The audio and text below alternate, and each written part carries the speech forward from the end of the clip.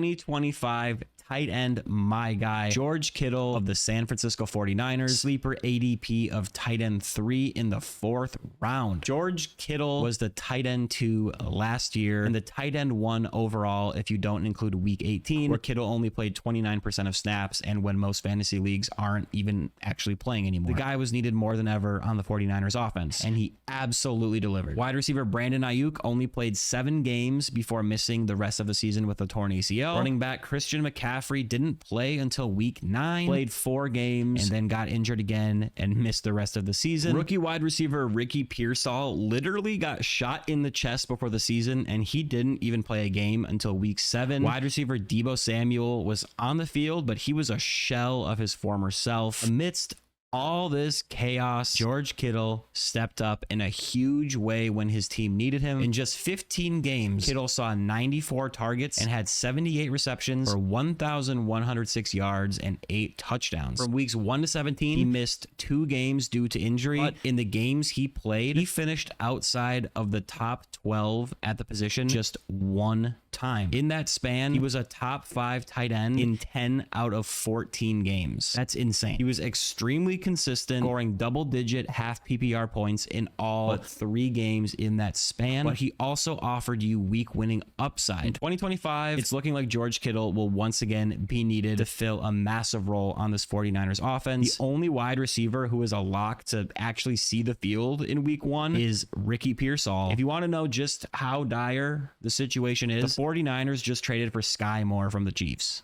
on purpose. And as if the lack of weapons and the wealth of talent in the player isn't enough to point towards Kittle having a big year, in April, he signed a huge 4-year, $76.4 million extension, signaling that the team still believes he is a premier tight end in the NFL, even at age 31. On top of all of that, the 49ers have an easy schedule. George Kittle is going early in drafts as a tight end 3 in the 4th round, but that's still not as early as Brock Bowers or Trey McBride. So you don't have to give up as much to get him. You can still get that stud running back or wide receiver before you take Kittle. And I think Kittle can finish very close to those guys. And he also has that week winning upside just like they do. Kittle represents the end of a tier where I am truly confident in the player to be a difference making tight end. I would rather personally take George Kittle in the 4th round and wait for those middle rounds and take a guy with question marks who probably won't really separate themselves from the rest of the tight end pack. I'm not drafting George Kittle. I'm probably just going to wait until the 8th, 9th, or the 10th round because I really don't see those guys at that spot in the draft much differently than the tight ends going in the 5th through the 7th round.